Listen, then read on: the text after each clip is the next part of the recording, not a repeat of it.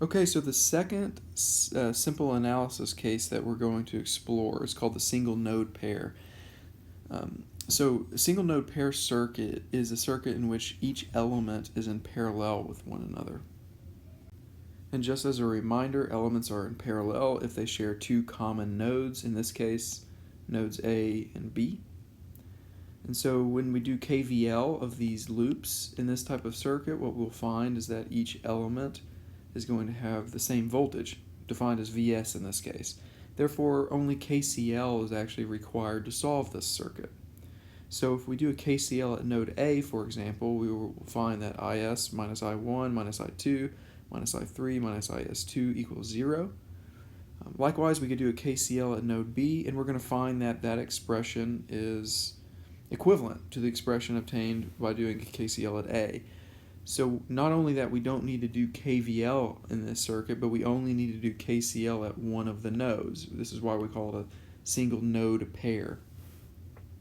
So if we take this type of circuit and put some actual elements in it, so in this case we've got a 2 amp source, a 1 amp source, a few resistors, two of them are 200 ohms, one of them is 100 ohms, and try to solve this using this method. We're just going to write a Kcl, 2 amps minus I1, minus I2, minus I3, minus 1 amp has to equal 0. So we can group kind of like terms, and we note that the sources end up grouping together. We see 2 amps minus 1 amp. These are the sources. The currents group together. The rest of the currents for the resistors, rather, group together. And here I've gone ahead and subbed in the Ohm's law relationship for a resistor into those terms I1, I2, and I3. And note that each one of those three currents can be expressed in terms of voltage Vs, which is actually defined as being across all elements there. And so after that substitution, we see that we have a single equation with a one unknown Vs, so therefore we can solve it. And in this case, we solve that Vs is going to be 50 volts. So once we find that, the reason that Kcl is the only thing necessary, really, is that now we can sub that back into our expressions for I1, I2, and I3 if we want and solve those currents out. So just as we were able to combine the like elements for a circuit where all elements were in series, we can do so with elements that are in parallel with one another. For starters, we saw that with the current sources, we were able to group them. So if we have current sources in parallel with one another, we noted from the former example that we just sum them together. So in this case, if both of them are going in the same direction, we can sub those with an equivalent source, I equivalent, such that they are just a summation of one another. Likewise, if they're in opposite directions, if we define the equivalent current as going from bottom to top, then again, this is kind of like doing a Kcl at either one of these two nodes. We note that the equivalent current going from bottom to top must be I1, which is contributing to that, minus I2, which is detracting from that. The resistors can be combined as well, that were in parallel with one another. So just like we derived the case for the resistors in series, we're going to do a similar procedure.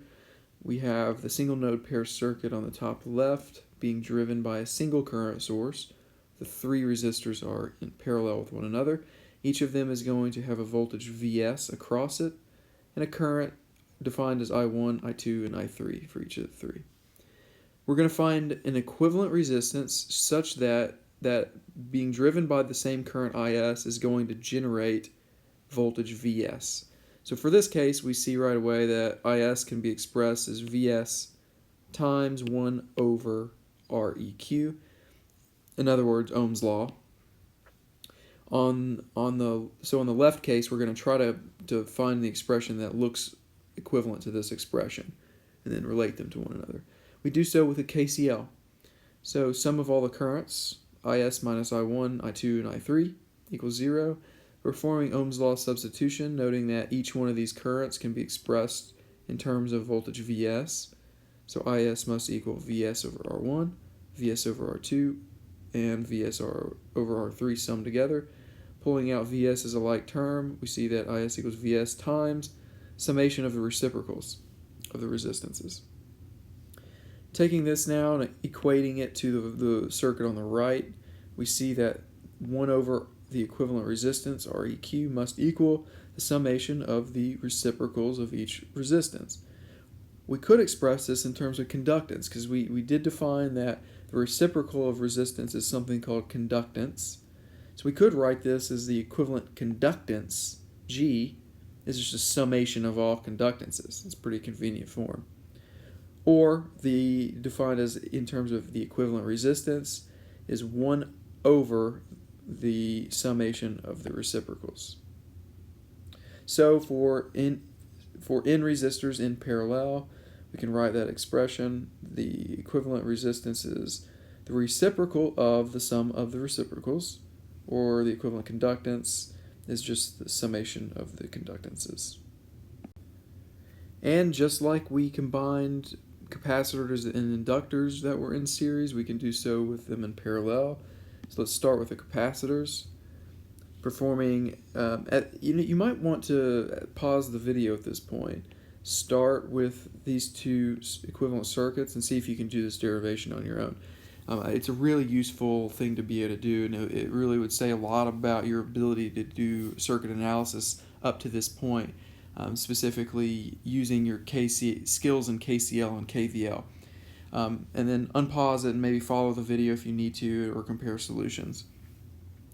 But moving on, basically we're going to find again an equivalent representation of a circuit that has a single capacitor driven by current Is that's going to generate voltage Vs. In this case, the IV relationship is given as Is equals C times dVs over dt. So that's what we're looking for.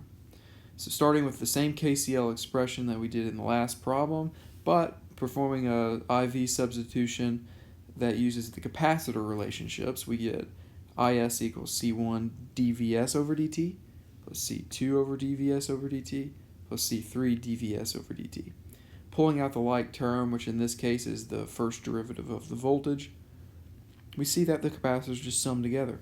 So equating them, we note right away that the equivalent capacitance in parallel is the summation of all capacitances.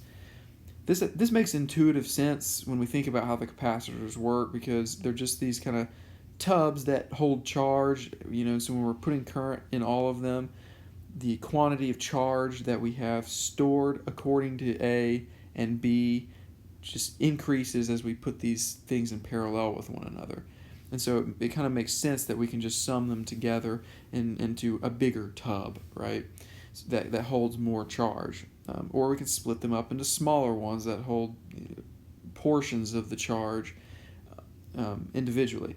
And we know that the voltage is going to be directly proportional to that amount of charge, hence the summation. And finally, we'll derive the case for inductors in parallel. Here again is the full derivation. This one's a little bit more challenging than the capacitor one. Again, just because we have an integral form here, but the derivation is done exactly the same. So again, you might want to try to practice this on your own before watching or after watching. But in any case, it would test your ability to do this analysis. So we're taking the inductors in parallel. In this case, I'm starting with 3. And I'm going to find the equivalent circuit such that the inductance LEQ would generate the same voltage Vs across it, driven by current Is. So in the case on the right, we note that I is related to V via this integral, so I equals 1 over LEQ times the integral of V, plus, of course, an initial condition. Again, starting on the left with our Kcl expression, this expression is identical in all 3 cases for resistors, capacitors, and inductors. It's just that the substitution is different for I1, I2, and I3. So now we're going to sub in the IV relationships, which again is the integral form. So 1 over L1 times the integral of V, plus 1 over L2 times the integral of V. I just did dot, dot, dot here to abbreviate, plus 1 over L3 times the integral of V. Note that the voltages are all equivalent because they're in parallel with one another. Pulling out like terms, which is in this case the integral of V, we see integral of V is going to be multiplied by the summation of 1 over L plus 1 over L1 plus 1 over L2 plus 1 over L3. And of course, this full expression would have the summation of the initial conditions as well. Setting these expressions equal to one another, we note that 1 over LEQ must equal the summation of the reciprocals of the L's. So in general, for n inductors in parallel, the equivalent inductance is the reciprocal of the summation of the reciprocals of the inductances. And if we needed to find the initial condition of that equivalent inductance, it would just be a summation of the individual inductor initial conditions.